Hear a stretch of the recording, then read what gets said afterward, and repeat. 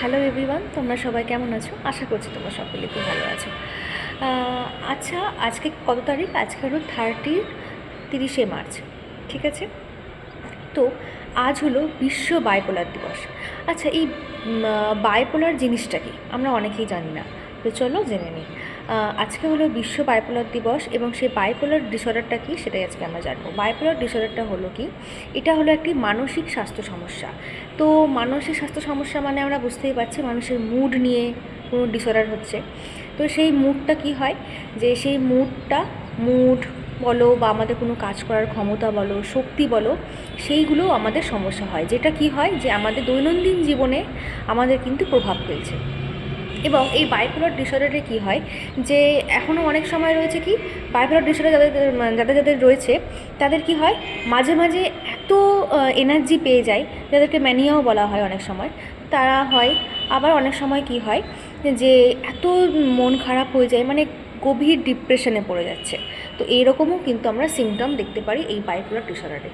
তো সব কিছুর মধ্যেও ভালো কিছু রয়েছে, যে কি হয় যে এগুলোর কিন্তু চিকিৎসা কিন্তু অবশ্যই রয়েছে।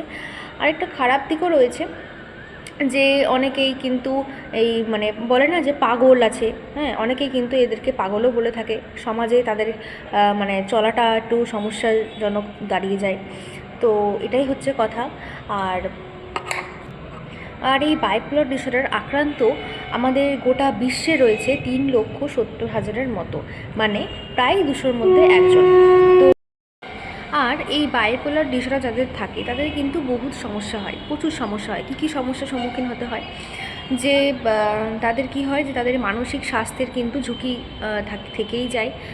বা এটাও হতে পারে যে তাদের কার্যকরী যে ক্ষমতা সেটা কমে যাচ্ছে, এবং তার সাথে সাথে তাদেরকে যে জীবনের যে বেঁচে থাকার যে ইচ্ছেটা সেটাও কমে যায়, প্লাস যে বেঁচে থাকার যে আয়ুটা সেটাও কিন্তু কমতে থাকে।